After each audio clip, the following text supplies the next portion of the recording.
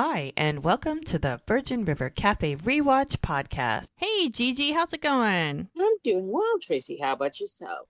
It's another fun-filled weekend here in Southern California. What can I Yeah, say? I hear it's nice and bright and the sun is out. It's one of my favorite kind of days. And we've got the opposite because that wet stuff fell from the sky again. I don't know what's going on. It rained all day yesterday. It's now overcast and cold. We're in the month of May.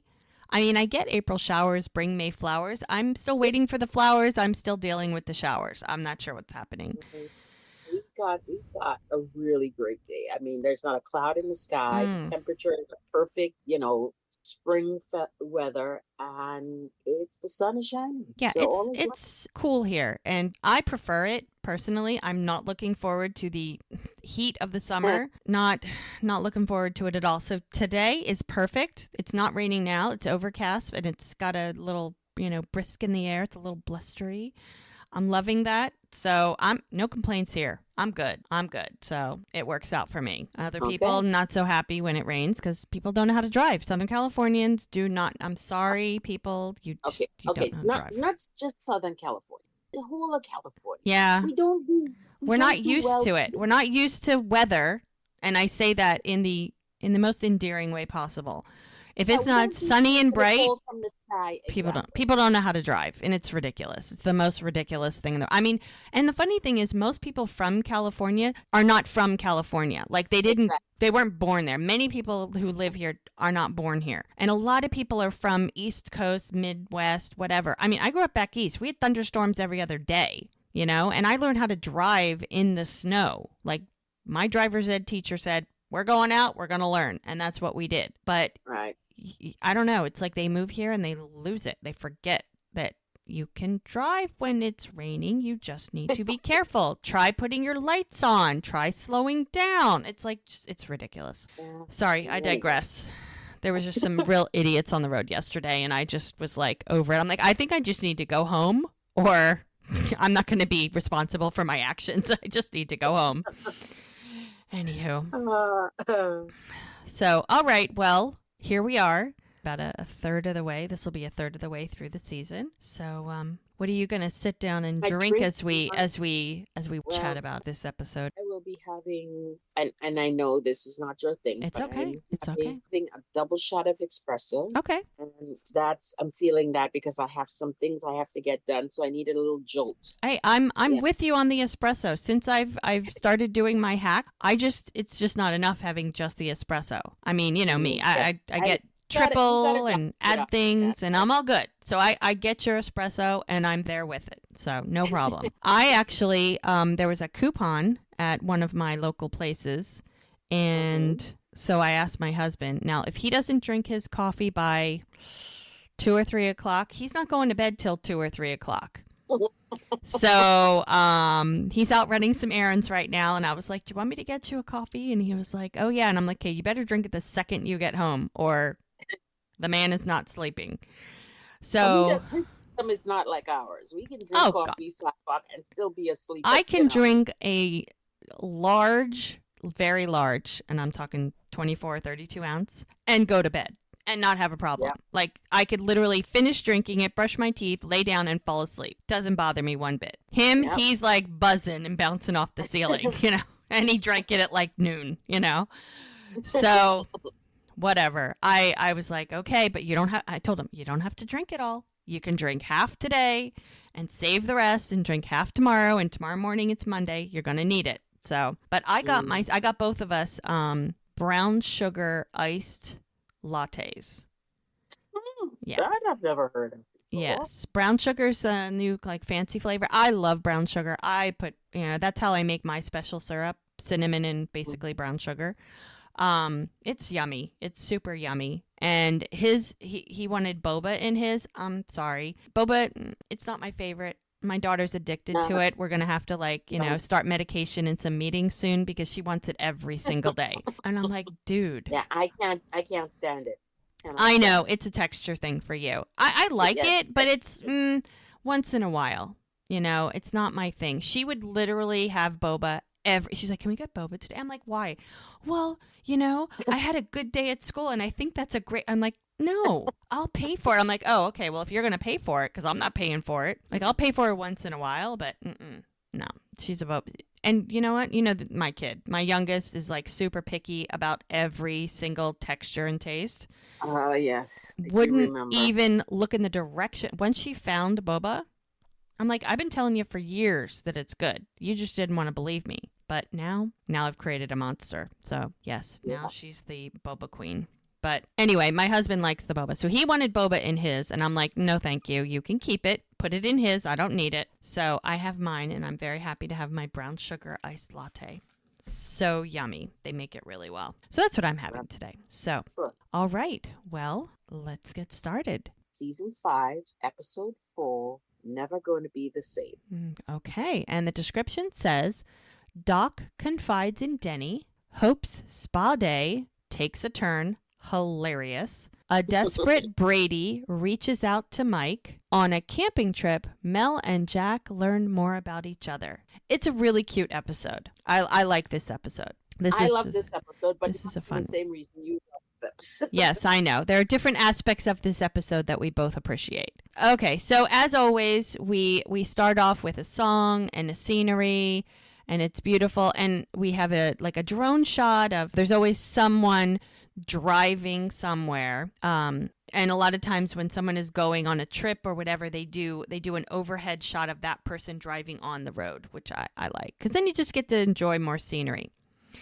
So it starts off with Mel and Jack in his truck, and she's like, okay, so you remembered to bring the bug spray, right? He's so funny, like he's never camped before. She's like, yep, and the sunscreen. And she goes, okay, and the first aid kit and the batteries. And he's like, it's not my first rodeo, babe.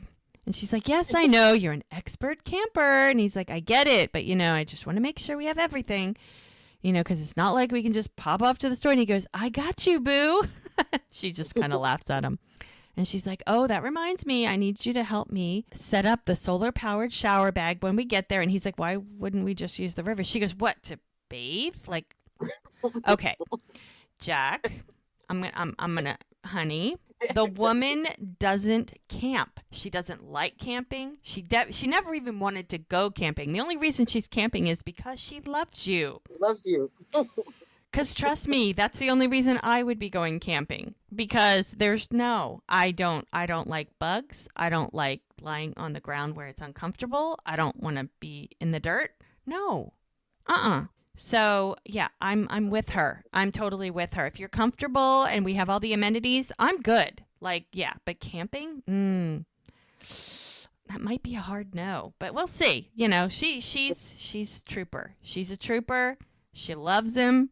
We're going camping. As I said, I'm a glam girl. I know. I consider camping. I'd go in the Airstream. Once, room service closes at 11. Yes. That's no, I get it. Area. I get it. I'm with you. I get it. So he's like, why wouldn't you bathe in the... She's like, we're going to bathe in the river? And he's like, yeah. And he's like, why are you looking at me like that? She's like, no. She's like, you're going to love the shower bag. And he's like, oh my God. So then they decide to call Bree before because remember where they're going camping, they're not going to get much of a signal. I mean, it's going to be like, what do they call that? Off the grid.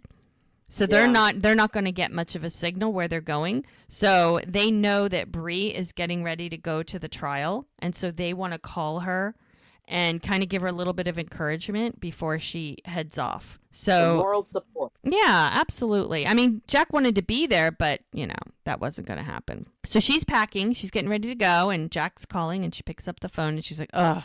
And she's like, hey, I thought you guys would be at the campsite by now. And Mel's like, we're almost there. Jack's like, we just wanted to check in. And Mel's like, we know the trial is tomorrow. And, we just wanted to call and check in with you. We wanted to see how you're doing and let you know how proud of you that we are. And she's like, all right. She goes, you guys are so sweet, but I'm fine. I mean, she's not, but she's going to say she is because that's what people do. She's like a little nervous. She goes, but I can handle it. She goes, well, Jack's like, I'm glad Brady's going to be there for you. And Mel's looking at him like, wow, like you're being encouraging. And he's kind of shrugging his shoulders. Like, well, what else am I going to do? Like, if he doesn't accept Brady, then Bree's not going to talk to him, and he wants to talk to his sister, so he's sort of he's got to fold on this one. And then Bree's like, actually, I'm going to Sacramento on my own. And Jack's like, wait, what do you mean? Did something happen? Because Jack doesn't know what happened with Jeb and all of that. And this is not the time to get into all that mess. There's like, that would be an entire conversation that she just doesn't want to have right now because she's got to focus on the trial. So Bree's like, no, because she's going to play it off. She's like, I just decided I'd rather fly this mission solo. And of course, they're going to be encouraging no matter what. And he's like, well, do you want us to turn around? Do you want us to come back and go with you? She's like, no, come on, guys. Guys, I appreciate it, but remember what I said. Follow my lead. Now, Jack is not happy about that. He wants, he's kind of been absent from her life for a really long time. And now that they're close again, it's like he can't even think to not be there for her. So this is really hard for him. Once him and Mel got together and his little emotional self just sprouted flowers, he can't help it but to be like that emotionally present guy now. Like all that he was holding inside of himself for like 20 years is now like oozing out of him in every pore. Thanks, Mel, for turning him into an emotional guy and all of that. But everyone appreciates this new Jack, so we love him. Yes, we do. I know. So she's like, honestly, what would help me the most is knowing that you're having a great time. He's like, as the phone call gets breaking up, it starts breaking up because they're losing the signal. Jack's like, I think we can manage that. And now she's going to go to Sacramento because that's where the trial is. And that's where her parents live. So she's going to stay with her parents. And Jack's like, all right. He's like, listen, just say hi to mom. You notice he doesn't say hi to dad because he doesn't. Yeah. After that last encounter with his father, we could see why that's not. Well, the fact that the man came to visit him and said, oh, so this is your bar. He had been there for 7 years and he had never stepped foot in the bar before. It's like, how many times were they there? Did he just never go there? It was just weird. It was just weird that he had been there for 7 years and his father's never seen the bar. Like, that's what he does. That's his life. So as the phone call is breaking up, Bree chimes in. She's like, yeah, she loves hearing from her favorite, which is Jack. So, they all have their favorites.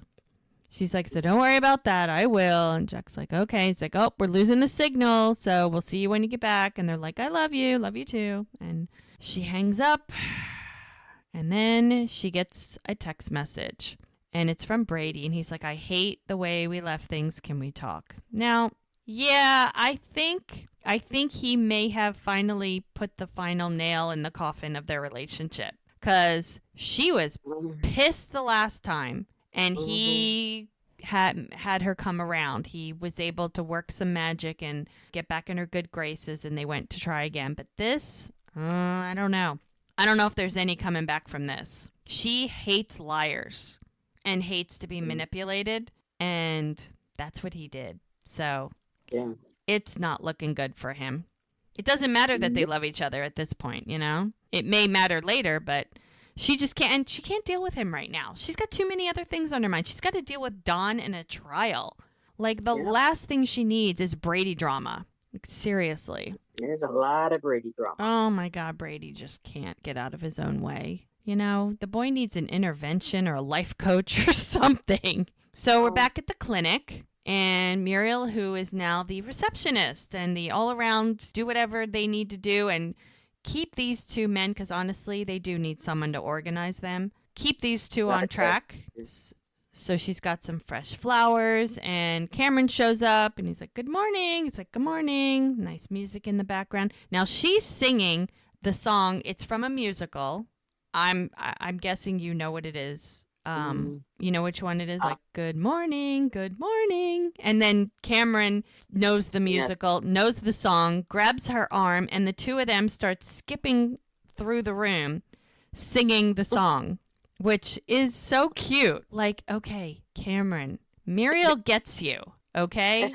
She Like, does. they have this in common, and they're like doing the motions and everything. It was actually really cute.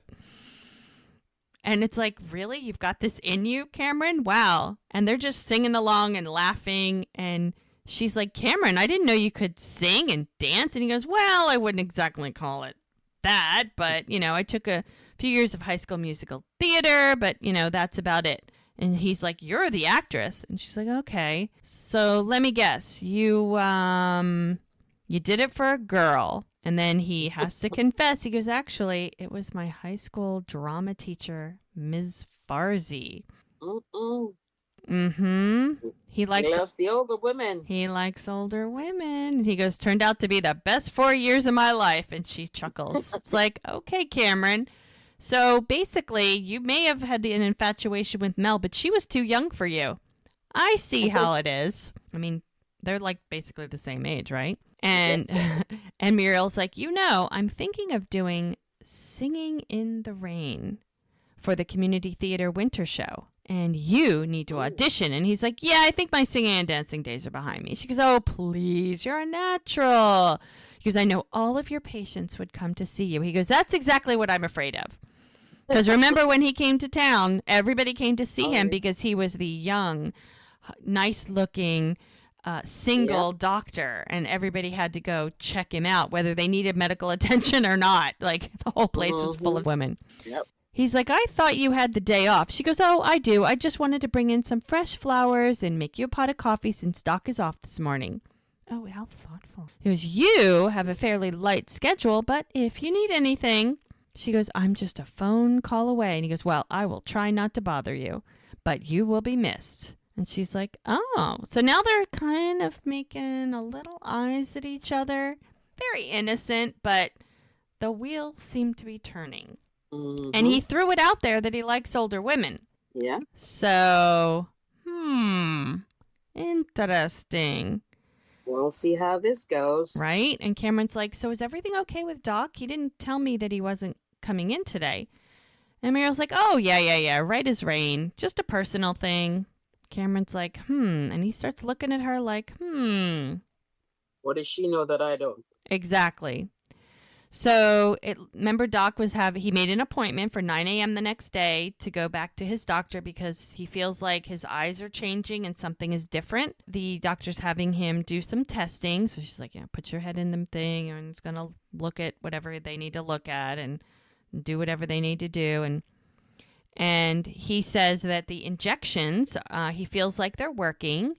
And he's like, but just the last few days, some issues, some minor things. And the doctor's like, well, we should be able to see what's going on. Just they're having him like do the test, stare at this and look at that and don't blink and all that stuff. So he's like, so how does it look? And she's like, so far, so good. He goes, okay, now we're going to look at the left eye. And they move the machine and got to do the same thing. And he has to stop and kind of wipe his eye because it doesn't feel very good. And then he gets back on the machine. And the technician is getting ready to take the picture, and then you hear the beep, beep, beep, and he goes, how does that one look? And her face looks like it doesn't look good. But, she's not allowed to say anything until the doctor reviews it and has a sit down with him. I like how they say something without saying something. She's like, oh, we got some great images. Okay, well, that doesn't tell me it's good. That doesn't tell me it's bad. Okay, so it's funny she said that because I remember Emily Blunt, who the actress Emily Blunt, when she had her baby. I don't remember which one of her daughters was. She had her baby, and the nurse had said to her, "You have a gorgeous." Oh baby. God, I remember this. It was hilarious. Yes. And she said, you say this to all your patients. She said, oh, no, I don't. Oh, no, she doesn't. If I see an ugly baby, I said, you had a baby. She goes, but it's a beautiful baby. I'm going to tell you. But if it's an ugly baby, I'm going to tell you had a baby. That was so funny. And the way she did it, like with the accent, because it was like a Southern woman, that was, you should Google it. Anybody who wants to laugh, that was hilarious. Yes. Wasn't it like, what's that guy's name? Norton. Yes, It's his show. yes. Yeah, he always It's interviews everybody. yeah. It's in England, right? It's an English show. And he's an English Talk show talk host or show what? host. Yeah, he's funny. He He's, gets everybody. But he's yeah, he's hysterical, that and was he that does, was funny. yeah. So, but it was hysterical Medical because professionals know how to say what they need to say without saying the truth. And I love that. It's so you funny. had a baby. You had a baby. So Doc is a little concerned because she's being very vague, and the woman is like, Dr. Peterson will go over your test results. Don't worry about it. And he's a doctor. He knows. He knows that doesn't mean things are great for that eye. Exactly. Ay, ay, ay. So now we go to Preacher's house. Preacher's waking up, and he is stretching to the other side of the bed. And gee, I wonder why. I wonder why. So he literally met the woman less than 24 hours before. Preacher. He's making up for lost time, girl. Apparently he's moved on from Julia really quick. Because it was like 5 minutes ago that he said goodbye to Julia and moved on. And then said goodbye to Paige, who drove away.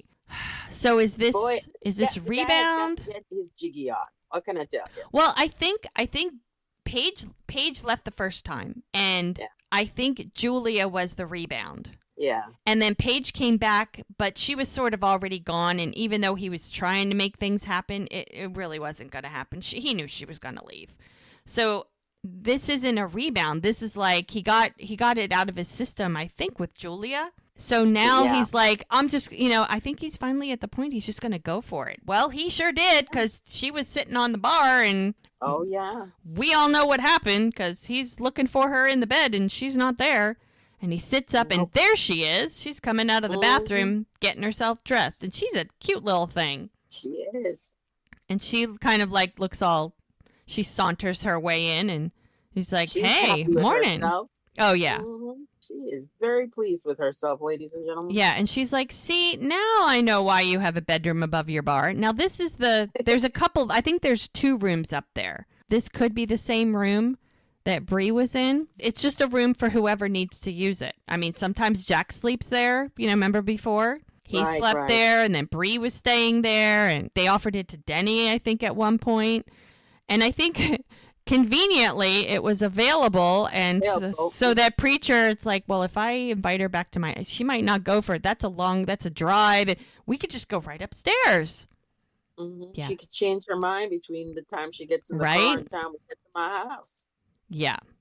And he's like, hey, no, that's not what it's for. He's like trying to defend himself. Usually I have a renter, but she just moved out, which is Bree. So it is the same room. She goes, oh no, I'm not judging. She goes, like, kind of into it, actually. She puts her shirt on, but then she asks him to tie the back of her shirt back together because, I'm sure she could do it herself, but it's kind of sexy to ask him to help her. She's like, last night was fun. He's like, mm-hmm. He's like, so does that mean you'll stay for breakfast? He's like, I got this great panettone French toast recipe. Is that how you say it? Yes, panettone. Panettone. Okay. Yeah, I don't know. He's the chef. Fresh strawberries, mascarpone. I mean, She's like, oh, no, thanks. She goes, I don't really eat breakfast or whatever it is you just said. Because, I get it. I don't know what he said either. He goes, well, I can fix you something else. And she just, she's so small. He's sitting on the bed, sitting straight up. She's standing. And top of his head comes to her forehead. That's how tiny she is. And she grabs his face to kiss him. And she's like, you're cute. And she gives him a kiss. She goes, I'm late. And he goes, can I call you sometime? And he's like, I'd love to see you again. He goes, yeah, I know where to find you. He goes, in your sex addict, conveniently located above your bar. And she saunters off. He goes, that's not what it's for. She's fun. She's gonna test him. She is she is totally feisty. But you know what? He's dealt with Paige, who had way too much going on in her life. And a kid. Issues. Right? Too much issue. Right? And then he had Julia, who was very like calm and put together, but I almost think it was like the complete opposite. Like he almost needs somebody right in the middle. Somebody who's up for a little adventure, up for a little calm, like kind of like a mixed bag. You know, like he needs, because he seems like such a straight-laced guy, you know, right down the middle, always follows the rules, do what you're supposed to do. You know, it's like we need to shake him up a little bit. Like Yeah. I think Kaya's good for him. He needs to, I hate to say it, he needs to get his freak on a little. Yeah, yeah. And I remember when Kaya first started, I was like, I don't know. Like you know, it's like he's had a few girls in his life, he's had a few women in his life, and I'm just like, you know, she's spunky and I like that about her. Yes, So we will have to see. She brings out a little bit of his wild side. I know. That, you know, he's so pulled together. Yeah. You know, he needs to branch out. He needs to like, right. You know, She shake brings off a little bit of the mischief in him. Yeah. She brings out. It's so good for him. It's so good for him. So Mel and Jack have arrived at their destination and they're looking around and she's like, wow. And it's right next to the river. And he goes, huh. She goes, this is beautiful. And he's like, what did I tell you? And he goes, not a soul around for miles. And it's right next to the river. And she goes, how did you find this place? And he's like, well, you remember my buddy Brad? He goes, yes, Brad. Yes, Brad, who had a heart attack at 3,000 feet. She goes, yeah, well, believe it or not, he used to give me flying lessons over this canyon. It was most likely because it was so remote, you know, if I crash. And she's like, oh, my God. He goes, first, let's unload the truck. And she's like, please remind me again why we didn't bring the Airstream, which that would have been my camping. And he goes, well, you can't call it camping if there's no tent. Oh, Lord. And he's like a camp. He was in the Marines for 20 years. He's used to dealing with sand. Does he realize who he's getting married to? He does, and he did bring provisions for that because he does know exactly who he's marrying. He does. He gets it. So he's trying to find the happy medium. And we love him for this. We do. We love him for this. So she's like, so what do you call camping with an air mattress? And he's like, He goes, resourceful. He's like, come on, I'm not going to let my pregnant fiance sleep on the ground. See? That's why we love him. And she's like, oh, see? That's why we get along so well. And they're so cute. And she grabs him and they're hugging. And he's like, oh, look at us being such a good team. And he starts kissing her. And just as they're kissing, there's some noises in the bushes. And she's like, there's something in the bushes. And she gets a little nervous. Because remember, she doesn't do the outdoors so well. It's good for running, but that's as far as she wants to That's go. what I was going to say. I mean, she used to run in a gym like her sister-in-law Stacy did, you know. And then once she got the experience of running outside, she absolutely loves it. And she always takes walks and she's out there and she's gone out with Doc and she's used to nature now, but this is even beyond what she's used to. So she's going to get a little skittish if she hears something in the bushes because there are bears and there's animals and all of that. I mean, they are in the Pacific Northwest. Yeah. So she's like, there's something in the bushes. And of course she gets nervous. Now he's standing there just kind of looking in that direction. He's holding on to her, but she's like, it's probably a squirrel or something. And there's more wrestling. She goes, that is not a squirrel. And he's like, do you want me to go flush it out? And she's like, oh, yes, please. And he's like, the big, bad, scary squirrel. She's like, yes, please, would you, please? Yes, thank you. So he kind of is, as a joke almost, he's like skipping over there. And he's like, okay. And she's laughing. He's like, you're going to be okay. It's fine. He goes, oh, squirrel. Come on, squirrel, get your big, scary claws. And he goes, I think we're good, when he turns around and looks at her. And then all of a sudden he gets hit by a water balloon. And he goes, see, what did I tell you? And they both are like, oh, my gosh. And a little girl and a little boy come out from the bushes. And she's like, we got you. We got you. And they've got water balloons. Like, seriously? And he's like, oh, okay. He goes, get down, Mel, get down. We're being ambushed. And then you hear a dad, Wyatt, Olivia, are you bothering these nice people? And then the man's husband is coming up behind him with a third child, a little younger, a little like 3-year-old. And they're like, oh my gosh, we are so sorry. He goes, we look away for a second. These darn kids. He goes, no, Jack's like, it's all good. No harm done. And the second dad is looking at Mel and he goes, wait a minute. Don't you work at the clinic in Virgin River? And she's like, oh yeah, I'm Mel. This is Jack. And they shake hands. And he's like, hi, I'm Jack Sharon. He goes, I'm Johnny. And this is my husband, Adrian. He goes, I thought you looked familiar. We brought in Henry about a month ago. He goes, you were so good with him. She goes, oh, I remember you. You had an ear infection, didn't you? So cute. The little boy's adorable. And he's like, hi. He's really cute. And he goes, didn't she fix you up? And he was like, yeah. And he goes, well, it's good to see you again. And we're really sorry. You know, the kids are bothering you. And he goes, promise to keep them out of your hair. And so the first dad is like, come on, guys, let's go. He goes, you won't even notice that we're here. And so the kids are like, oh, that's great. And they go to like hold each other, Mel and Jack. Just as they do that, the little girl runs straight between them. And they're like, whoa. And she's like, sorry. It's like, oh my gosh. So he grabs Mel and he puts his arms around her. He goes, it's not so peaceful. She goes, yeah, not so peaceful. And a little more kissing. It's cute. So Lizzie is with Hope. Now, Doc had given strict instructions of some of the activities that Hope was supposed to be partaking in and that Lizzie was supposed to be helping her with. Remember, Sudoku, taking walks, listening to music, different things. Well, one of the things was yoga.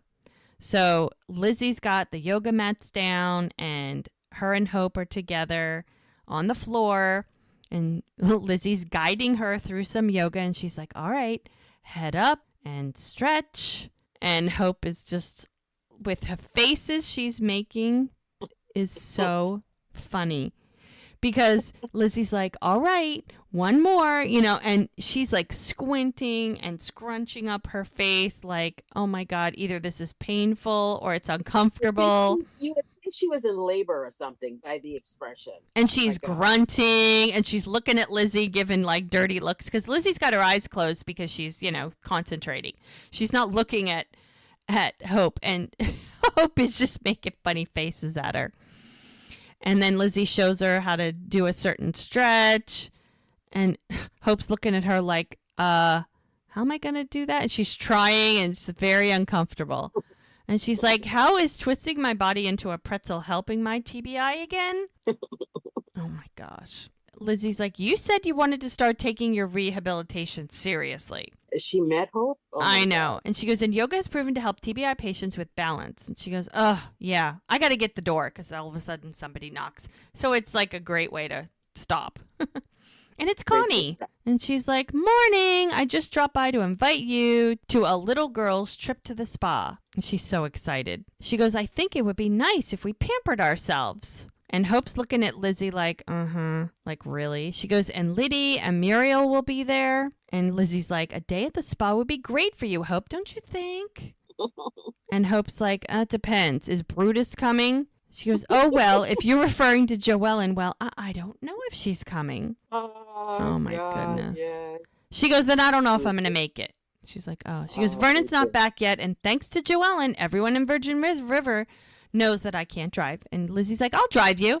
Connie's like, that's wonderful. Then it's settled. We'll meet you at noon at Crystal Water Spa as she saunters off. And Hope turns around and gives Lizzie the dirtiest look. She goes, I know you're my aide, but I don't like how helpful you're being. She gives her a dirty look and walks by.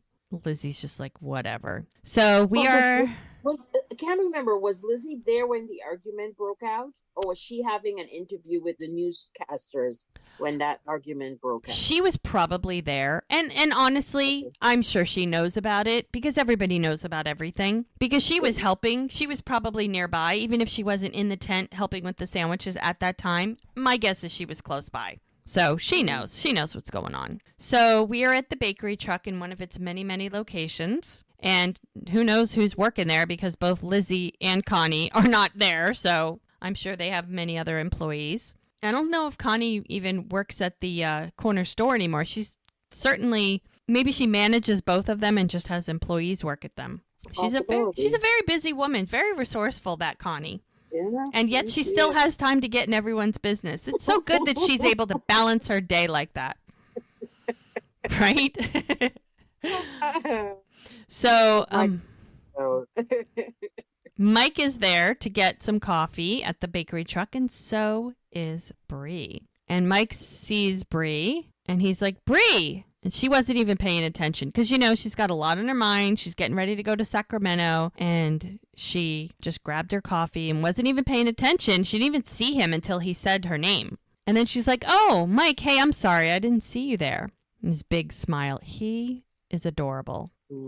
He is adorable. He is adorable. He's half Filipino and half Italian and speaks fluent Italian. He's fluent Italian. Oh, yeah. There was when he was on Alex Breckenridge and Zibby Allen's podcast, in his interview, they asked him to say something Italian, and the two of them were swooning. It was really funny. It was adorable. Oh my gosh! But he's so cute. He's got the best smile. I just like him so much. Yes, I mean, he's Filipino, and I'm kind of partial. My husband's Filipino, so you know. Yeah. And he's got the dimples too. Yeah. So he's like, "How have you been?" And I was just thinking about you the other day. You know, the two of them with their like cloak and dagger when they were undercover at the bondsman, and then they went to sneak around to find Calvin in the boat and all that. So they've had some moments together. Yes, they have. Oh my goodness. And she's like, oh yeah. And he's like, yeah. And he goes, you miss our little stakeouts. And she stops and she looks at him. She goes, yeah, me too. Because I think they had fun together. He goes, no, I've just been really busy with work and stuff. And she clears away. She goes, hey, did you ever find out who planted the bomb on Calvin's boat? And he's like, well, the case is still ongoing, but Calvin's gone, so Brady should be safe. She's like, right. And he senses something's up. He goes, you doing okay? And she's like, actually, no. She goes, I kind of a hot mess right now, to be honest. And he's like, yeah, I just got a lot on my mind. And he's like, well, whenever I'm feeling like a hot mess, which is more often than you'd imagine, as he smiles, she goes, shut up. He goes, I like to think how in reality I'm a big friggin' deal. He goes, yeah? How do you know? He goes, I've got an important job, people who count on me, and I've done a lot of work to get where I am. And then I say all of that out loud with gusto. He says, you should try it with me. He goes, oh, no, I'm good. I'm fine.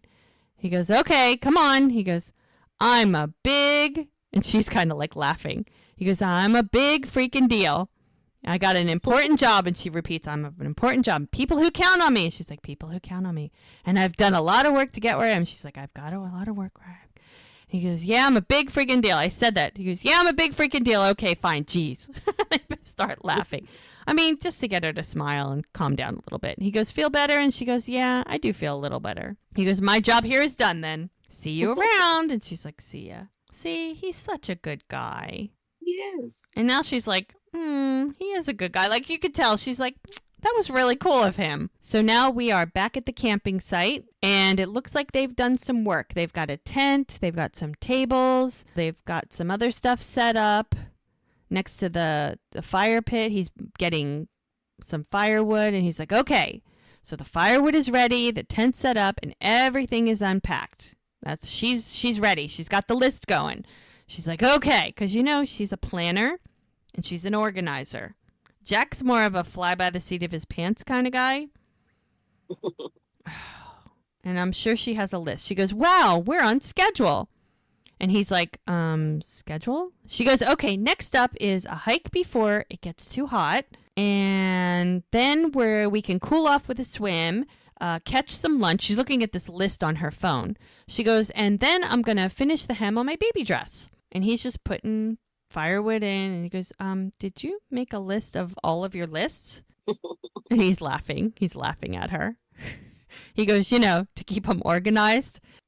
And he's like, look, I hate to be the one to break it to you, but this whole camping thing, you're supposed to relax. And she's like, uh-huh. He goes, unwind, just kind of go with the flow, be one with nature, because nature is unpredictable. And he's getting like right up in her face, being silly and goofy and smiley. It's really cute. And she goes, so we don't have to. And all of a sudden, you see the kids back. And he goes, hi, guys. Hi, guys. And the dads are yelling. And they're like, oh, what's up, little people? And he's like, hi, do you want to play with us? And they kind of look at each other like, oh, okay, this is not part of our camping trip, but, and all of a sudden they are over at their campsite and they are playing ball with these children, just running around, and they're laughing and they're like kicking. It's like sort of half soccer, half I don't know what, dodgeball or something. And the question is, where are the fathers? Well, that's the thing. Where are the fathers? And the little boy's yelling, I won, I won. And then Jack's doing high fives with the kids, and the little girl's like, hey, that's cheating. And Mel's just standing on the side laughing because Jack's the one that's playing with them, and Mel's just kind of watching. And when the little girl says that's cheating, Jack's like, oh, he goes, well, he's like, that's a technicality. And Mel pipes in. She goes, well, no, she is right. You can't use your hands because they're playing soccer. And Jack's like, babe, come on, it's just a game. She goes, oh, babe, there are rules. With her hands on her hips. It's kind of funny. She's like, you got to follow the rules. And Jack's like, don't worry, buddy. We'll get it next time. And then all of a sudden, the dads come back. I mean, I think they went around the corner to get some wood because they have wood in their hands, like for a fire. And they left the kids there for like 5 minutes. And look what happened. So Mel's like, and they're playing soccer, still playing soccer. And Mel's like, go, go, go. And Jack's like, come on, kick it. And all of a sudden, when the dads come back, they're like, they swore they wouldn't bother you guys. She goes, oh my gosh, it's totally fine, please. And Jack's like, get in there, Henry. And so the dads are commenting how good with the kids Jack is. And Mel's like, I know, right? And she's like, we're actually expecting one ourselves. And she's kind of like shy about it. And the dads are like, what? No way, congratulations. He goes, thank you. She goes, yeah, we're super excited. And the first dad is like, well, you two better get ready because everything is going to change. And she kind of shakes her head. She goes, the guy's like, Jack's going to be a terrific dad. Just look at him. He goes, yeah, we should have him come babysit. And the other dad's like, yeah. He goes, we haven't been alone in like 8 years. And she's like, really? She goes, oh my gosh. Like, why don't you guys go do something? We can watch the kids. And the second dad's like, really? He goes, oh, you're a godsend. She's like, absolutely. He goes, we would love to take a little hike if that's okay. And she was like, yeah, totally. It's like how they get themselves roped into babysitting. So Jack grabs the little boy and he's doing some kind of wrestling move. And he's like, it's a back breaker. And he picks him up and he pretends to like break his back over his knee. And Mel yells to him. She goes, hey, babe. And he's like, yeah. And she's like, babe, the guys are going to go for a hike and we're going to watch the kids for a little bit. And he goes, are you kidding? Please, best day ever. Go have fun. He has embraced all of this. Can you see him 6 months ago playing with kids? There is no way in hell he would have been caught dead. Not that he doesn't like kids, but he would not be in the mindset to embrace it like he is now. That's crazy. So the dads are like, you two are the best. We won't be long. And Mel's like, take your time. And they yell at the kids, you guys better behave. Like he's warning them. And one of the dads is like, thank you so much. So Jack's like, have a good time. And they go off. And then Jack's yelling, race to the pirate ship over there. Arr! He's like such a big kid, I swear. I mean, in reality, both of them, both Alex Breckenridge and Martin Henderson, they always joke that they combined have the equivalent of like humor of a 12-year-old boy because they're just so goofy and silly and like they embrace that side of themselves. And so this was probably like one of the easiest things they ever had to do was just go out there and have a good time with the kids. So they're just laughing as the dads go off for their little hike. Bree has her suitcase and she is getting ready to go, and she opens her front door to find Brady knelt down at the front door trying to leave a note under the mat. And he's like, Bree! Oops. And she does not look happy. He goes, Brady, what are you doing here? She's not happy. And he's like, and he opens up the envelope and it's not a note. It's actually something else. And he's like, I know you don't want me to come to Sacramento, but I still want to be there for you. These dog tags, they remind me that I'm strong enough to get through anything. He goes, I hope they do the same for you. And she takes his dog tags. She kind of looks a little pissed, but she goes, that's a very thoughtful gesture, Brady, but it doesn't fix things. And he shakes his head. She's like, if you really want to make things right between us, you need to find a way out of this mess. And he shakes his head and he just turns around and walks away. And she's got these dog tags, so... So we're back at Doc's house, and he's got the tea kettle going, and he's making some tea. And Denny walks in, and he's like, hey, Denny. He goes, you're home early. I thought you'd still be at the clinic. And Doc's like, yeah, I just decided to take the rest of the day off. And Denny's like, is everything okay? He goes, yeah, nothing for you to worry about. And he goes, okay, well, I'll be in my room if you need anything. He goes, actually, Denny. He's like, want to go fishing with me today? And Denny's like, yeah. You've been promising to teach me. He goes, well, today's a big day. I'll meet you out front in 10 minutes with gear. A little grandson-granddad bonding. So we now have arrived at the spa. Oh, my God, this is going to be a hoot. It's hysterical. Okay, so Connie's already there, and Hope and Lizzie show up. And Joellen is there, and Muriel is there. Now, my question is... And Liddy. How did she, you know that she would have been there? They all do everything together. Okay, what I think is, knowing, because Connie was there when this argument happened, it was kind of like, I don't know if she's coming, because if Connie would have said, Joellen is absolutely coming, Hope would have absolutely said she's not. But by saying maybe, then Hope will be, and she probably figured that Lizzie would convince Hope to come. So it got her there. I mean, Connie's trying to get them back together as friends. So she's going to do whatever she can. And this was part of it, right? Does that make sense? Can you hear me? Hello? I can't. I'm here. Okay. Yeah. For some reason you got cut off. That's okay. Yeah. Okay. That makes sense. I get that. Yes. Yeah. So I think it was Connie's way of luring Hope there, knowing even if she didn't want to be in the same room with her, that maybe this would help mend their little squabble that they had. I guess we'll see. We'll see. So Joellen's like, Connie, you didn't tell me she was going to be here. See, she did the same thing. She didn't tell either of them that the other one was going to be there. But, Connie's sly. Connie, they say she's a tiny ninja. She's that in many different respects. This is one of them. One of the reasons we love her. Right? And then Connie turns around to Joellen and she goes, well, surprise! I love it. And then Joellen's like, not a very good one. And then Hope walks up and she kind of looks pissed. And she's like, oh, now I know things have gotten a little tense lately in our circle. And Hope looks pissed. She goes, but we can't let stuff get between us. We're such a tight-knit bunch. And she smiles so, like, connivingly. And Hope is like, how long have you been sitting on that gem? And Connie said, oh. And Liddy's like, well, this is the only way Connie could think to bring us all together. And Connie's like, yes, exactly. Well, we're all sensible adults here. Joellen's like, I suppose we can make the best of it. That's a matter of opinion, but we're going to go with that. Well, I mean, they're going to try to be sensible, right? Ugh. And she's like, well, I suppose we could make the best of it. And Connie's like, you're going to have to. Because she says, I bought the senior package and I can't get a refund. And somebody's like, oh, I love that woman. Yeah, Hope's like, what is that smell of? What's the smell of rejuvenation, my dear? Oh, I think it was Lizzie that asked what that was. And Muriel's like, the hot springs, they give off a certain aroma. She kind of gives Lizzie the eyes. And Lizzie's like, well, rejuvenation reeks. And Connie's like, okay, ladies, I've got everything planned. Like, she's so excited. Oh, my God. She goes, first, let's hit the sauna and get warmed up. It looks like Aunt Connie's got it covered. Lizzie's like, call me if you need anything. And Hope's like, where do you think you're going? She goes, if I have to get naked with these old biddies, so do you. And the look on Lizzie's face, classic.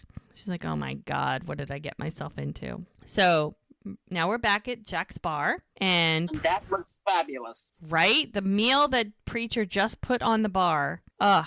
That looks yummy. And Hannah, she's the waitress. She's like, 1 beer, 2 root beer. And he's like, coming up. I love Hannah. She's so funny.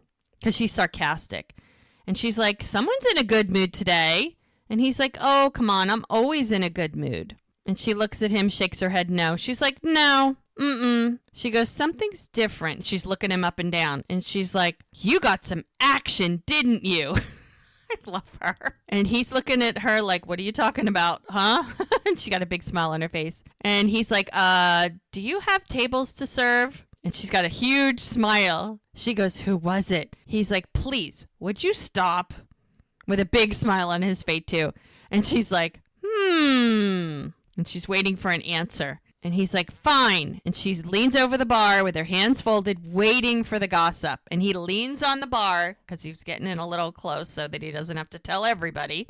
And he's like, a firefighter came in for a drink last night. She's like, a firefighter? Nice. He goes, mm-hmm. He goes, are you going to see her again? He goes, well, I'd like to, but she didn't even leave her number. And Hannah's like, oh, but did she leave with a smile on her face? And he kind of gives a little nod with his head and smiling, and they both start laughing. He's, yeah? He goes, well, then you've done everything you need to do, my friend. They're funny. He's, I don't know. It's just, I'm used to a more traditional courtship, where the rules are all laid out. He goes, but, this is different. Like, she's the one in the driver's seat. And Hannah's like, just sit back and enjoy the ride. You might even like it. And he's kind of like, So now we're back at the campsite, and Jack and Mel are still playing with the kids. And Mel is apparently a damsel in distress because she's like, help me, somebody save me. And she's all tied up. And we've got all the kids with sticks, and Jack is following the three of them as they trudge through the forest with their sticks. And Jack's chasing the kids, and he grabs the little one, and he's twirling them around, and it's very cute how he's playing with them. Oh my gosh. And he's like, "Arr, ye barnacles, I'll crush the lot of you." He's pretending he's a pirate. He goes, "Arr, hand me that maiden." I know. And they're like, "No." And he goes, "Oh, Wyatt, not so close to her face," because the oldest boy is kind of swatting his stick near the little girl. And Mel is trying to tell him to be careful. And she's like, "Oh, no, no, no, no." He goes, "Oh, maybe we should play a different game." And she unwraps the thing, and she's like getting a little nervous because they're starting to play a little rough. And Jack's like, "Oh, come on, they're just having fun, right?" And the little boy that Jack has, he's like 3 or 4, and or maybe 5, and he's squealing in his arms. And Mel looks at him. She goes, "I hope you being fun dad all the time doesn't mean I get stuck playing bad cop." And he's like, "Oh, come on, neither one of us has to be the bad cop." And he goes, "Right, but kids need structure." And he goes, "Yeah, but they got to have some fun too, right?" And Henry's like, "Yeah." And he goes, "Yeah, they got to run around and play." And Mel's like, "Yeah, well, which they can still do with certain boundaries set in place, It's like, oh, or they're going to have this talk. And Olivia, the little girl, she's pulling at the stick. Her and their brother are fighting over the stick. And she's like, "Wyatt, give it back." And as they're arguing, he loses his balance and he falls down and he's like, "Ah, my elbow." So now we see something they had not talked about because they grew up very differently. I mean, he's one of like 6 kids. She's one of 2. Her mom died when she was young. She was raised by her dad. I mean, they just have very different upbringings and clearly very different ways that they think children should be raised. And they hadn't talked about it yet. So this is actually really good that this situation came up so they can have a chat about it, so they can kind of figure out how they feel, what they think before their baby comes. Because, it's nice to discuss these things before you actually have the children.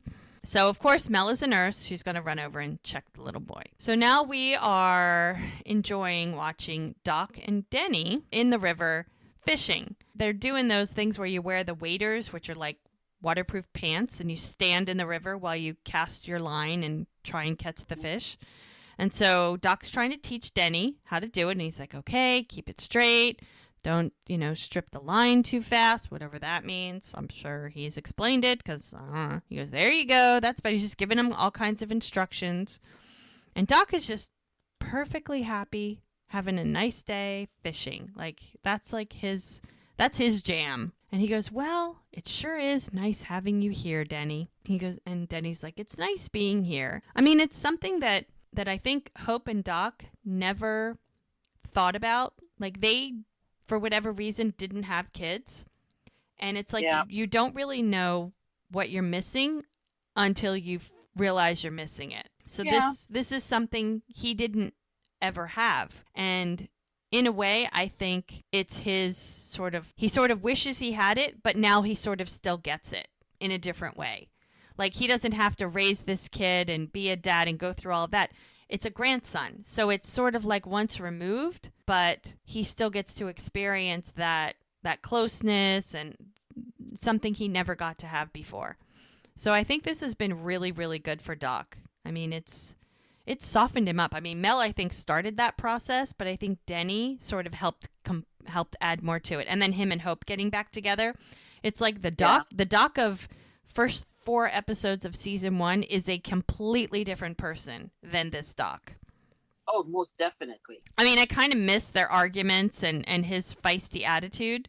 And you see it sneak out every once in a while. I mean, he's definitely a sweeter man now, but I kind of miss his attitude. He was fun. He was a load of fun in the first half of the first season. So Denny really enjoys being there.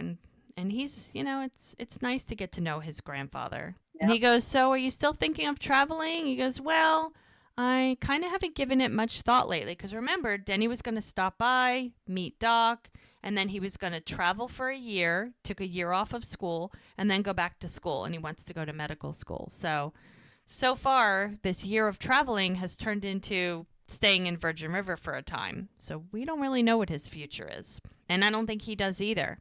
Because he's been just having a good time getting to know Doc. And he goes, well, Doc's like, I guess maybe it's because of Lizzie. And he goes, things between you guys seem to be going pretty well. And Denny's like, they are. He goes, I've never dated someone like her before. And Doc's like, how do you mean? And he goes, well, she just lives life in the moment. And Doc's like, yeah, she takes it as it comes. And Doc's like, you really like her, don't you?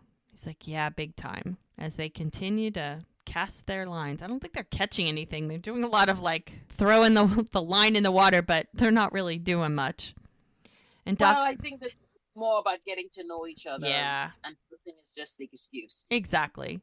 And Doc's like, Lizzie's an incredible young woman and you're very lucky. Because he's really gotten to know Lizzie. Remember when Hope had her accident and Lizzie came to the hospital and sat with him and they shared music together. She brought him earbuds so he could listen to music, and then she's talked to him a few times, and then she spent a lot of time with him because of Hope and dealing with her TBI and trying to help take care of her. So she's been around them a lot, and he's really gotten to know her.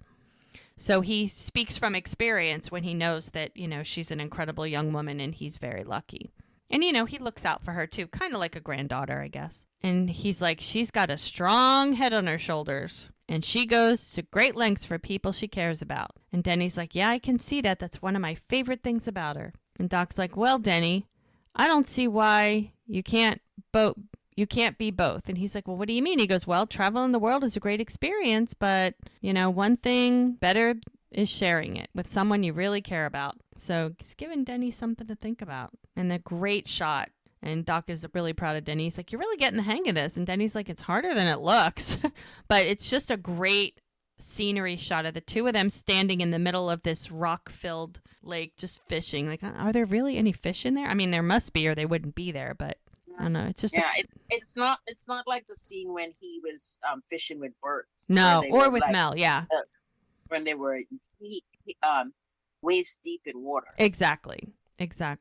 So now we're back at the spa, and all the ladies are in the sauna together. Lizzie's like, Aunt Connie, and Connie's like, She goes, what else is on that itinerary of yours? And she goes, well, next up is mud baths. And Lizzie's like, does this place have any normal spa stuff like mani-pedis? She does not look happy at all. Everyone else seems fine. Remember, she's from L.A. It's right. a different situation.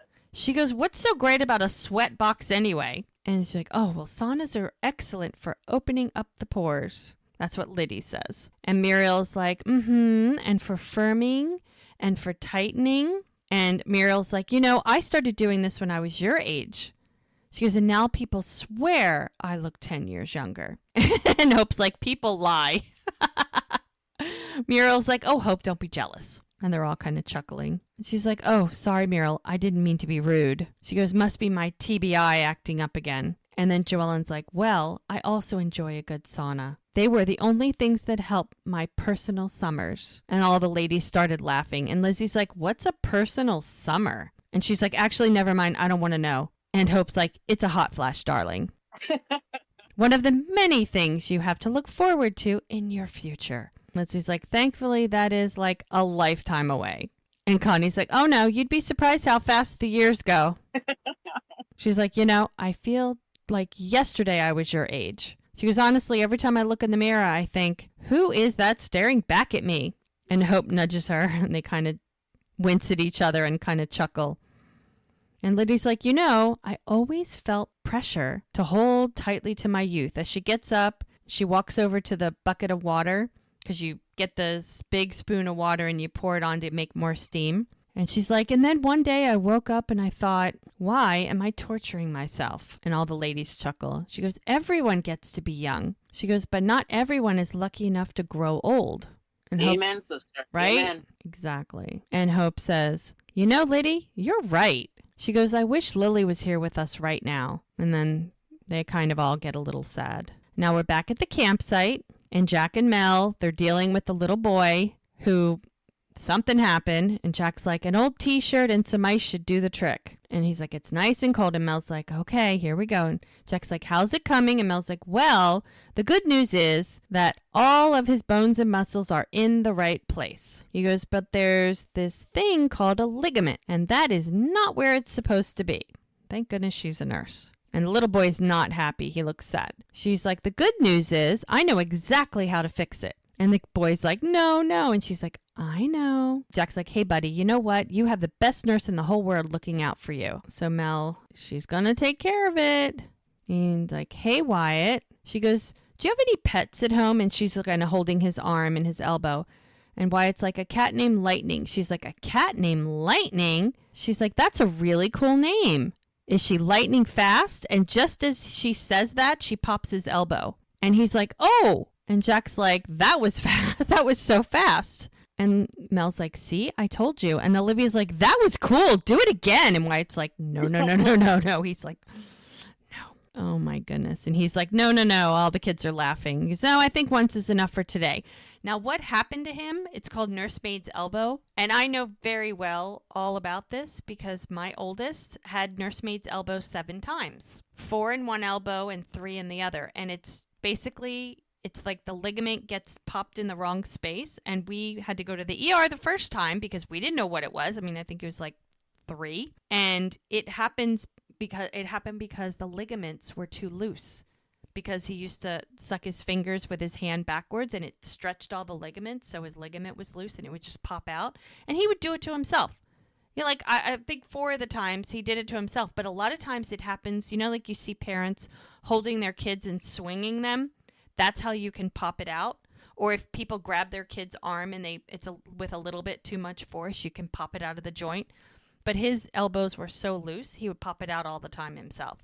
So after the second time, I'm like, doctor, teach me. And he taught me how to put it back. And so the last 5 times, I just did it myself, and it was fine. And it hurts for like 10 minutes, and then they're fine. So it's the craziest thing. But it's called nursemaid's elbow, and it's actually one of the most common injuries for little kids. Isn't that crazy? Yeah.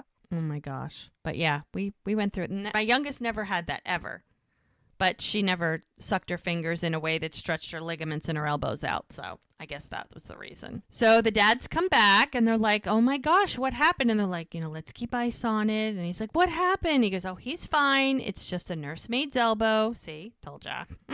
She goes that it's an extremely common injury for kids. And Jack's like, look, I'm sorry. Playtime got a little rough. And he goes, oh, it's okay. And he's like, accidents happen. That's what the other dad says. And he goes, Adrian likes to let the kids roughhouse at home. The second dad is like, well, they're kids. Sometimes they play rough. And the first dad is like, Adrian, you like to let them run wild all the time.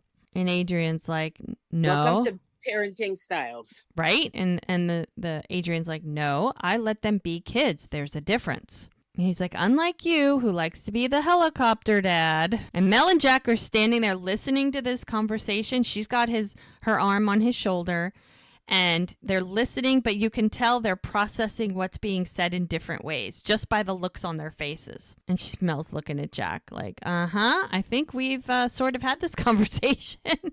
So Doc and Denny must have had some success fishing, because they've got their own little camp set up, sort of, with a cooler and a fire built and 2 chairs, and they've got a big frying pan and they're cooking up some fish.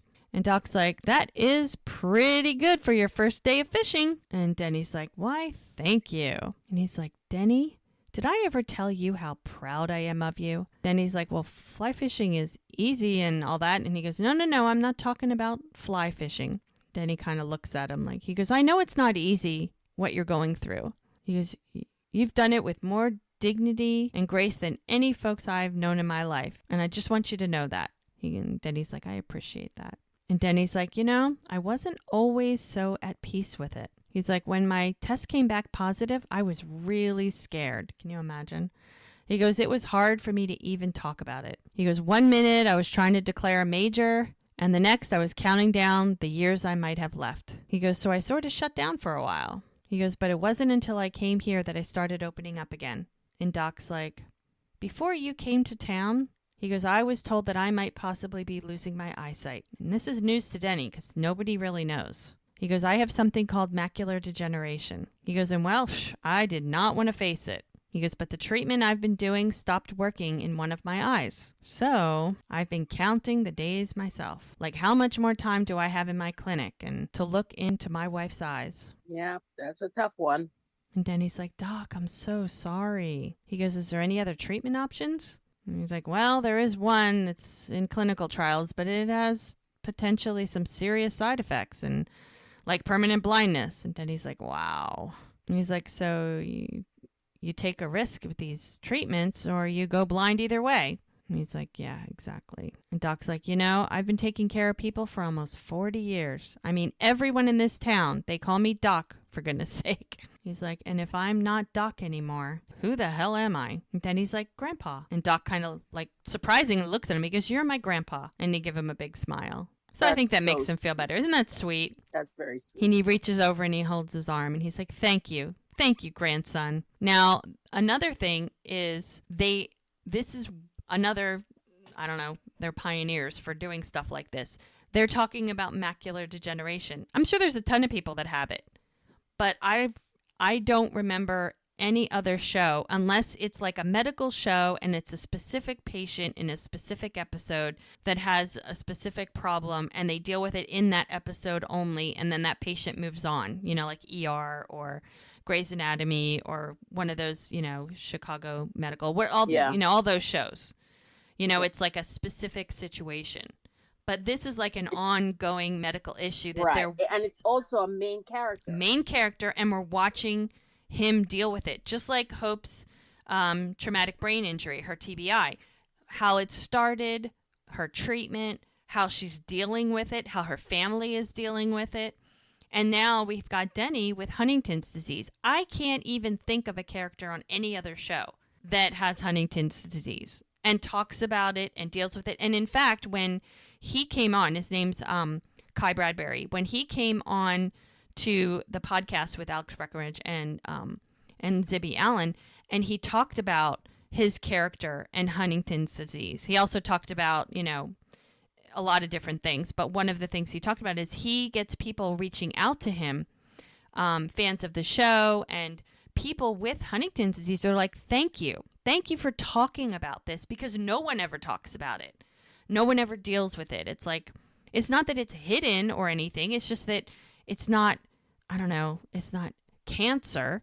So people talk about that a lot, but these diseases that maybe not as many people have, but people still deal with it.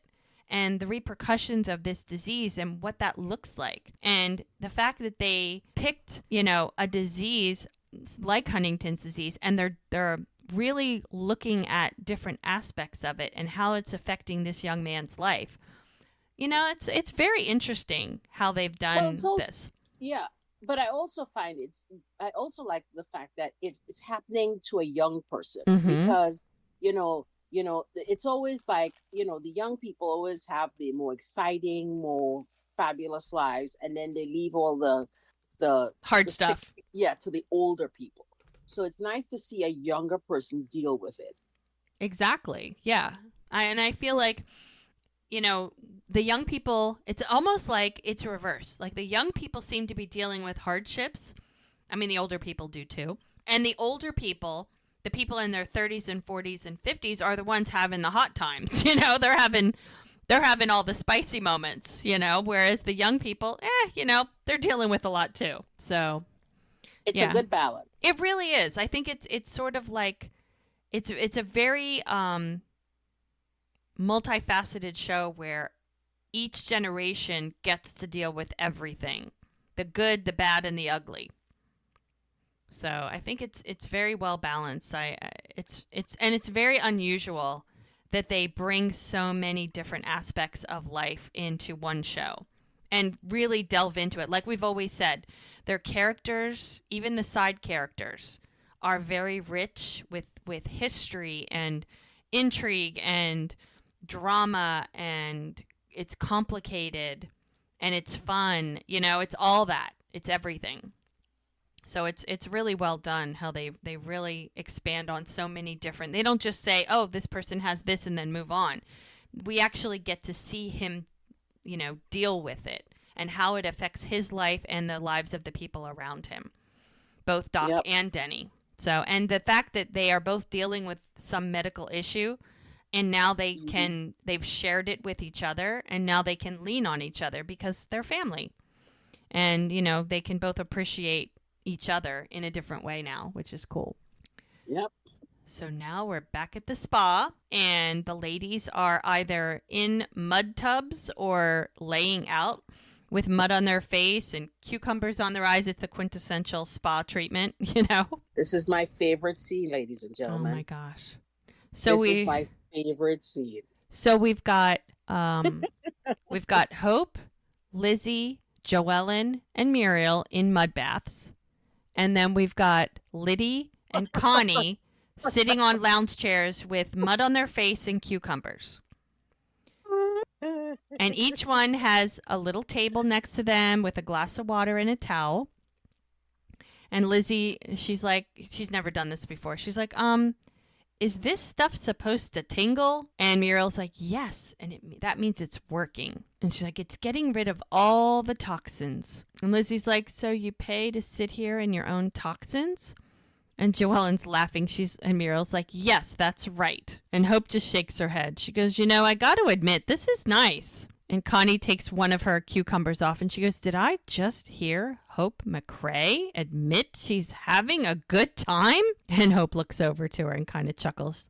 She goes, she did. And Connie starts laughing. She's like, being out with my friends makes me feel normal again. And Liddy's like, well, we're so glad to see you're doing better, Hope. And she's like, I really am. She's like, I've been doing restorative yoga and it's working wonders. And Lizzie opens her eyes and kind of looks over at her like, are you kidding me? And she's like, yoga's been proven to help TBI patients with balance. And she's like thinking, she goes, something else. And she looks at Lizzie. She goes, that's great, Hope.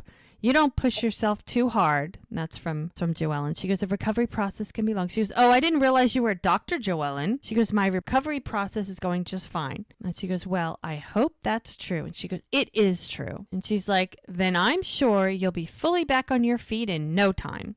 And Hope gets pissed. She sits up and she's... now it's going to get exciting. And she's glaring over at Joellen. Now, Lizzie is between Joellen and Hope. And she's like, the only reason I'm off my feet is because you knocked me down. And Joellen sits up. She goes, by reducing herself to petty tactics just to get Nick on the board. And Joellen yells, Hope, you're delusional. I did no such thing. And Hope's like, just admit it. You're a filthy traitor. And Joellen's like, you are so ridiculous. She's like, you're mad at me because I shared a legitimate concern with my husband. She goes, when you drove straight into the back of another car. She goes, that is such an exaggeration. It was a minor fender bender and you know it. She goes, plus everyone knows Nick has been vying for my job for years. She goes, it's no wonder you've resorted to mudslinging. And Joellen's like, we most certainly did not.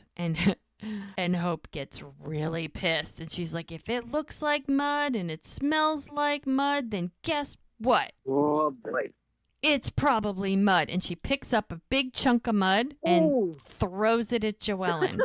Right in her face. Now, keep in mind, Lizzie is right between them. And she's like, hey, we should probably, and just as she throws, Joellen throws mud back at Hope, Lizzie sits up and gets it in the face. A little bit goes on Hope. Hope picks up some more, gets ready to sling it, and everybody is like, and just as they're throwing some more mud, the scene changes. And it's a gentleman who is escorting all of these ladies out of the spa. He doesn't even let them grab, like, he's holding one of the ladies' purses. Like, get out, get out, get out. He hands her purse, Hope, shoves it at her, and then slams the door. And Hope gives her purse to Lizzie, and she's looking at all the ladies. Now, all of the ladies kind of have their backs. They're all like, as they were walking out, they kind of stayed in that position. And Hope is looking at everyone's back except for Muriel, who happens to be looking at her. Boy. And everyone is pissed. They all look like they're pissed or upset or whatever. And all of a sudden, Liddy starts laughing hysterically. And Connie is looking over at her. She's like, what is so funny? And she's like, I haven't been kicked out of a place since my 20s. And she looks at Hope, and then Joellen's like, frankly, I thought the whole thing was embarrassing. Bunch of grown women flinging mud at one another. Liddy starts laughing more. And Hope's like, I don't regret it at all. Not a single word or ounce of mud. And she walks right up to Joellen, right to her. Walks past her, and Joellen's like, Hope, that's it. And Hope turns around, and they look at each other. She goes, if you want to stay mad at me, that's just fine. She's like, but the truth is, you got behind the wheel when you shouldn't have. Someone could have died. And she gets very teary. And she's like, and I'm worried that if you keep pretending that you're all better, the next time you might not be so lucky. She goes, our circle is shrinking, and I can't bear to lose another friend. All the ladies look teary-eyed. Even Hope. And they're kind of all staring at Hope now. Everybody's got tears in their eyes. She's like, I'm not mad at you, Joellen. She's like, I'm mad at the situation. I'm mad that I need an aid. I'm mad that I have physical therapy. I'm mad that an entire town doesn't believe in me. And everyone kind of bows their heads. They're like, oh, geez, it's really coming out now. She goes, I'm mad that I might just agree with them. What if I'm never the same again? And Connie pipes in. She goes, well, to tell you the truth, Hope, you were never that great before. And she looks at her like, what? And she starts laughing. Hope starts cracking up. And then it makes everybody else start laughing. And they're laughing so hard, they're like holding their stomachs. And Hope goes over to Joellen, and they embrace each other. They give each other a big hug. She's like, oh, honey, to Hope. She goes, I have all the confidence in the world that you will get through when you get through this, really through this, you'll be better than ever. And so she gives her a big hug. And then Hope opens her arms, and Muriel comes over, and all of them, Liddy and Connie and Lizzie, everybody, and it's like a big group hug. How cute. Those two. That group. So now we've got Brady, and he's sitting on his motorcycle in this very obscure location, looking at his phone. It's a dock, kind of a weird location, and we see a SUV drive up to meet him. And who should come out but Mike, looking to see if anybody followed him or if anybody's watching. And he walks up to Brady, and Mike is like, hey. And he's like, I was surprised to hear from you. Is everything okay? And Brady's like, not really. And he's like, I'm in a bind. And Mike's like, what else is new? And Brady's like, thought you should know that Calvin's dead, but his business is not. Turns out he had a boss. And she's still pulling strings. Mike's shaking his head. He's like, uh-huh. And how do you know that? And he goes, make me a CI and I'll give you all the intel you want. And Mike chuckles. He's like, oh, so that's it. That's what we're doing? He goes, okay, Brady. Why should I trust you? I mean, we've been down this road before, remember? Emerald Lumber Raid, complete bust. He goes, yeah, I know. He goes, we do it different this time. Okay? No DEA, no FBI, no sheriff's office. Just us. We do this ourselves.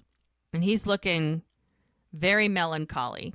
And he knows he's got to give Mike something. Like, Mike is just not going to take his word. So he has to give more. So he's like, Calvin's boss is a woman named Melissa Montgomery.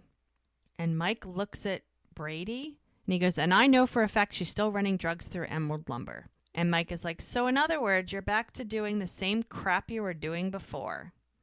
And Mike's like, give me one reason I shouldn't just throw you in jail. And he gets ready to walk away, and Brady grabs his arm, and he's like, because then you have nothing, Mike. He goes, all you would have to do is give Melissa the upper hand. Besides, I had no choice.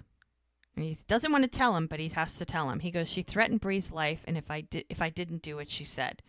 And then Mike gets very interested. He's like, wait a minute, whoa. Bree's involved in this? And he's like, I tried to push back, but they put a rock through her window. He goes, Brady, you could have come to me. He goes, I am coming to you, okay? I'm coming to you now. He goes, I told Bree some of this, but I'm afraid if I don't get out of this mess, I'm going to lose her for good. And Mike is like, yeah, I imagine you would, because Bree is not going to put up with all of this. There's no way she's going to deal with somebody who's doing drugs, dealing drugs, whatever. And Mike tries to talk some sense into him. He's like, look, being a CI is dangerous, and we got no guarantees. He's like, come on, Mike, I know that. If someone's going to get hurt, it should be me, not Bree. She doesn't deserve this. Mike's like, yeah, she doesn't. I mean, this is the last pair you'd see want to work together, right? Oh, hell yes. I mean, they fight. I mean, Mike's not even into Bree yet. I mean, he kind of likes her. He was going to ask her out, but, whatever.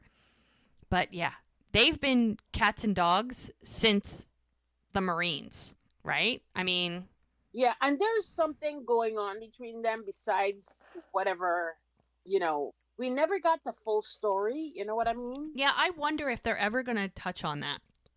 Because remember that conversation in the bar where Brady said to Mike, I know what really happened, and you can pretend all you want, but I know.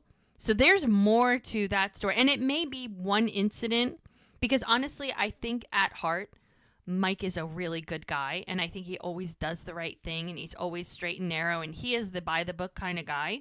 But I feel like something happened, and it either Brady knows about it, or was a part of it, or helped cover something, one incident. I feel like it's just one incident that, in a way, Brady's sort of holding over Mike. Yeah. And they've never touched on it, and I don't know if they forgot about it, or I don't know. Or they're going to stick a pin in it for the time being, and could be it'll come up later. I mean, considering what happened, season 6 and what's coming up in season 7, I feel like with the way things are going, that may be a good season to address it. Because it always seems when things are going either really good or really bad for somebody, that's when they throw the monkey wrench in. It's never when we're just kind of going about our day. It's always one extreme or the other. We got to either make really good and add a monkey wrench, or things are really bad, so let's make it a little worse. That's just the way drama goes, So I guess we're going to have to see. But yeah, that whatever happened is definitely going to come back. At some point, it's coming back. There's no way. I just don't feel like they could forget about it. Yeah, well, we'll see what happens. Yeah, we'll see. So now this is possibly Mike and Brady without any intervention from the DEA or anybody else. Like, he just wants to keep it between them. Because look what happened the last time. Other people got involved. People planted evidence. He wound up getting put in jail. He got stabbed. I mean, I can understand him not wanting anybody else involved. He's trying to protect himself. And the only way he can is... Because, I mean, deep down, he trusts Mike. He may not like him. He may be pissed at him all the time, but he knows he's a good guy and he's going to do the right thing. So in a way, he can trust him, but he can't really trust anybody else. So if they do this, it has to be with just them. I agree. So Mike's kind of looking at him and he goes, because he wants, everybody's been looking to take down Calvin's operation. And with Calvin gone, they thought, oh, that must be all over with. And to find out there's somebody above him, and now things are still happening, and fentanyl is, they got to stop all this. And if this is his only way to do it, Mike's going to take it. He's not the kind of guy who's going to I want to be the hero and I want to go. No, he wants to solve the problem. He wants to make sure people are safe, and he wants to do the right thing. And unfortunately, Brady is the only avenue to help him do that. So he's kind of got to take that. So he says to Brady, we can give this a shot. He's very tentative about it. He goes, but I am warning you. You cannot tell Bree anything. Okay? And he's like, not until we take Melissa down. He goes, if we take her down. And Brady's like, okay, we got a deal. It's like, ugh. And they shake hands very reluctantly, but they shake hands on it. Oh, my. So we've got Mel and Jack. And now the kids are gone finally, and they're just kind of chilling in front of the fire that Jack made with their sleeping bag, and they're just kind of cozy next to the fire. And Mel's coming out of the tent, and she's like, "Oh, you look cozy." And he's like, "Oh, you betcha." So she goes over and sits next to him, and he hands her a cup, and she's like, "What's that?" He goes, "Cocoa." And she's like, "Oh, with extra marshmallows? Just the way you like it." She goes, "That's my favorite, thank you." He's like, "You're welcome." So they're just cozy together. And he's like, "Listen." He goes, "I feel like I owe you an apology." And she's like, "I thought about what you said earlier about being a bad cop." He goes, "And I think you're right," as he's kind of rubbing her back. He goes, "It wasn't fair."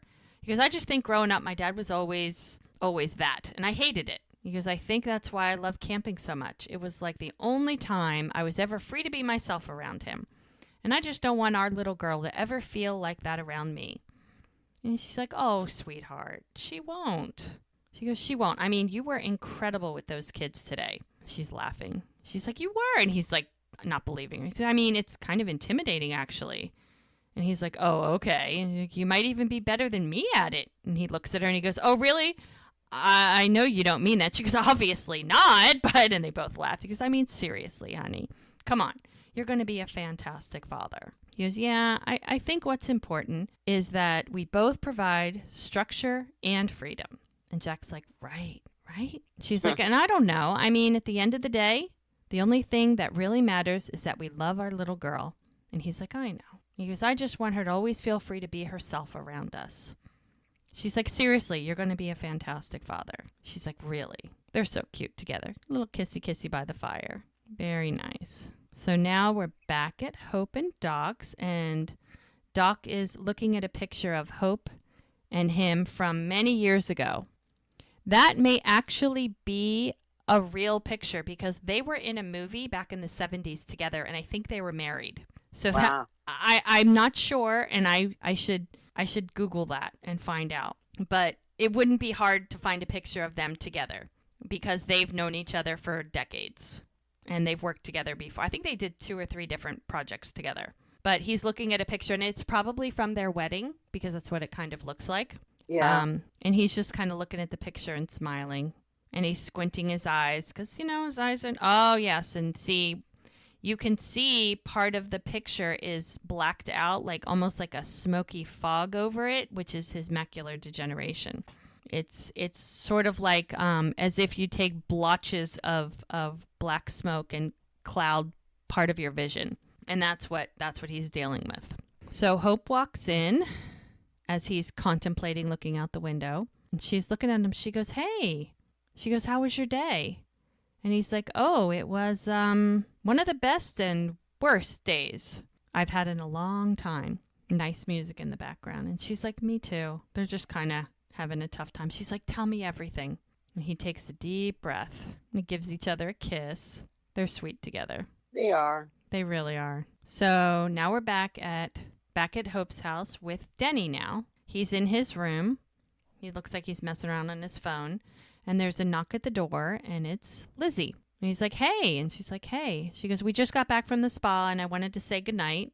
And he's like, "How was it?" And she's like, "It kind of turned into mud wrestling." He's like, "We got kicked out." And he's like, "Wait, seriously?" And he goes, "Yeah, it was hysterical." She goes, "Hope and Joellen got into it, and then they started flinging mud at each other, and then he's like, wild." She goes, "Yeah, it was pretty crazy." She's like, "But I had fun." She goes, "Although there was way too much talk about saggy boobs and jiggly body parts, and that sort of made me freak out about losing all this." And he looks at her, he goes, "We better not waste any time then." And he leans over and he kisses her. Oh. And then he quietly shuts the door. Mm-hmm. Oh, and they go on the floor. They just sink down to the floor. Okay, cool. Nice. So now we're back at the bar. Preacher's at the bar, doing his thing. And Kaya shows up. She walks right up to it, sits down on a stool, and he walks over to her, and she clears her throat. She's like, And he just looks and she goes, 2 tequilas, straight up. He didn't even say anything. He just gets 2 glasses with the special one that he gave her the other night. Same one, the special blend, the expensive kind. Pours 2 drinks, and she's just looking at him. She hasn't said anything either beyond what she wanted to drink. And he's like, expecting someone else, and she pushes one of the drinks in front of him. And he just looks at it, she's holding her drink up and like kind of motioning like, come on, let's drink together. And he drinks the whole thing down. She's like, it's a sipping tequila, because that's what he said to her. And so she takes a little sip. And she's like, why rush? And they're just looking at each other, the two of them. Lovely scenery shots. It's so beautiful.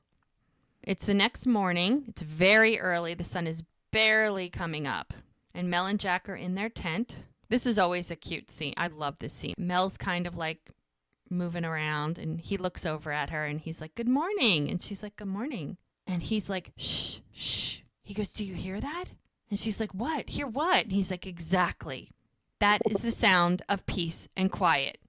And she's kind of chuckles. And he's like, because Johnny and Adrian left first thing this morning with the kids. And he gives her a thumbs up. And she's like, that's a shame. And he's like, why? He goes, well, is there going to be no more Captain Jack Sheridan? And he's like, oh, no, I didn't say that. And he's like, arr. And he rolls over and grabs her, and they start kissing. It's really cute. It's really funny. Lots of kissing. And she's like, yep. It's funny. They always get interrupted, and she always has this sense. So while they're kissing, she kind of gets this weird look on her face, like something's up. And she's like, did you remember to put the campfire out last night? And he stops and he goes, yeah, of course, as he's like stroking her hair. And he goes, right before we went to bed. And she's like, are you sure? So they get up and kind of get themselves together a little bit, and they come out of the tent, and he puts his shirt on as he's getting out of the tent, and he's kind of looking off into the distance. And she comes out of the tent, and she's looking in the opposite direction.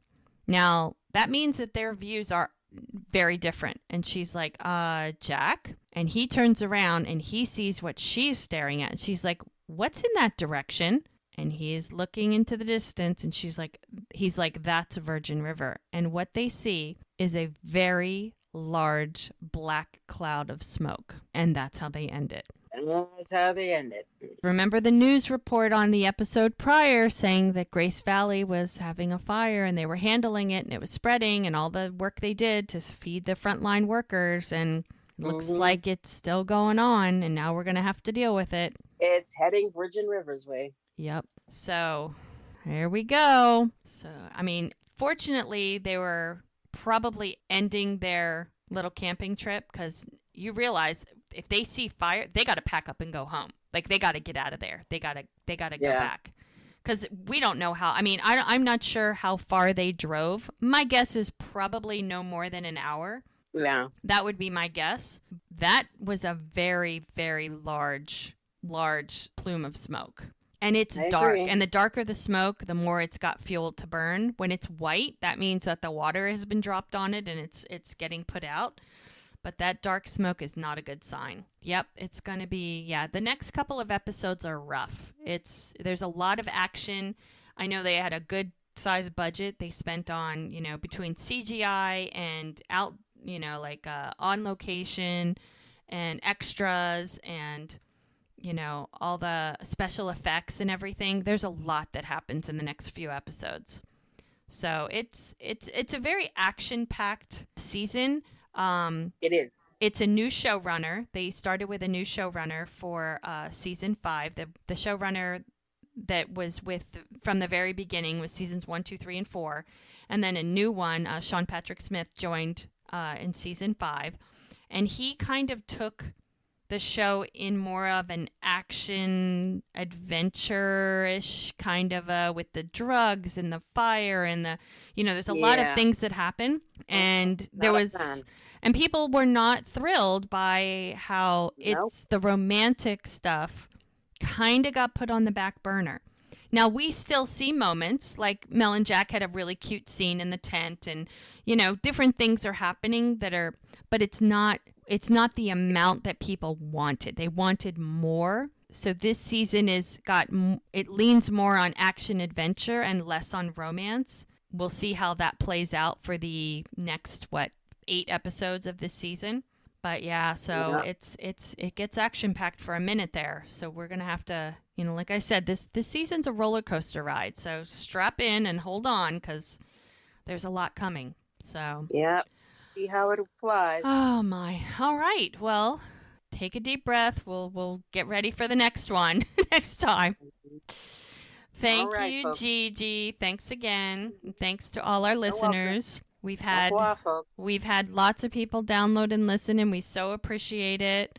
And if you guys ever have questions or comments, feel free to drop us a comment or a question either on Instagram or right from the episode. You can send us a message.